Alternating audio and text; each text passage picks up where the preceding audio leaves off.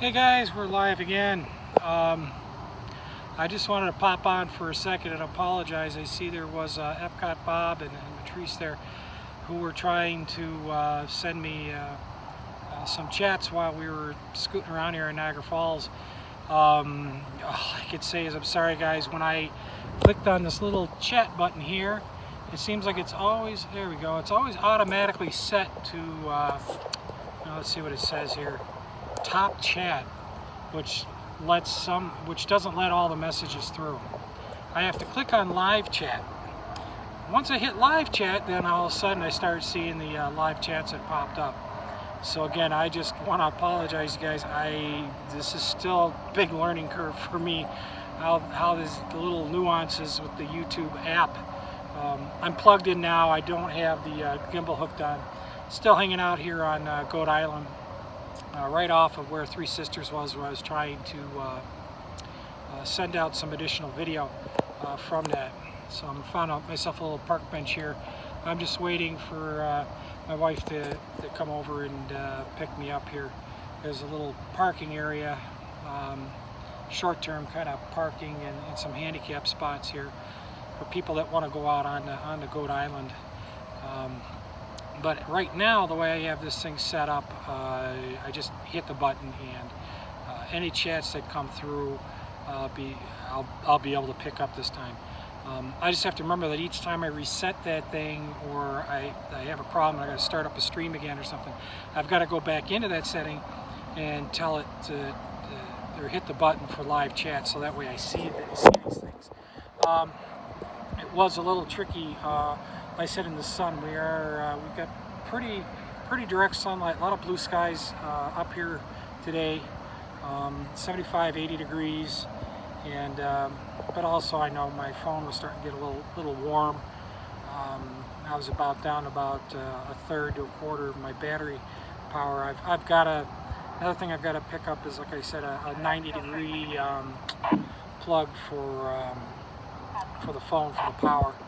Yeah, the squirrel just kind of ran by me over there with a nut. They know it's getting near fall and they better start buttoning things up around here, especially. There's parts of this island over here at the falls that they will close off when the weather starts to get bad, and they'll put up the barricades and stuff like that. Still can pretty much get around it. Just got to be real careful in the wintertime, because all the mist still is coming up from the falls will freeze things over and turn it into a sheet of glass if you're not careful. But I did say also, it is probably the prettiest thing you'll see is to come down here in the wintertime. There's hardly anybody here, and just to see the snow clinging to the trees, the ice. Sometimes the falls, it'll look like it's completely frozen. There's still water flowing underneath it. Not everything it ever 100% completely stops. The only one has ever stopped the falls has been man, when they blocked off one section of it and sent it off to another, when they've been doing either surveys or also some parts of it, I think, when they were doing the power projects out here. That might be something else for another good video. We could kind of show you where even some of the old Shokoff stuff, where all that had collapsed when they were building it, and where the water intakes are, the reservoir out in the town of Niagara, and then finally the power project itself there in Lewiston. They have some really nice tours there. Might be able to get some filming of that. I don't think they'll let us do any filming down inside the plant. I've been on some of those tours before with some of my ham radio groups. But again, I just wanted to pop on and say to those guys that I did have some people watching.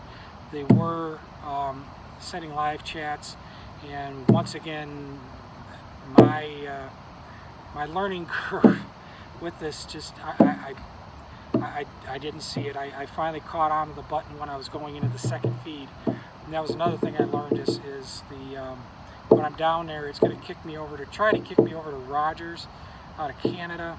But it turns out they give you a half a gig of high speed, and then you've got to pay $5 for another half a gig if you want to use it. It doesn't cut you off. I thought it did. I may have misspoken before. What it does is it chokes you down, so you may not be able to get the speed you want, and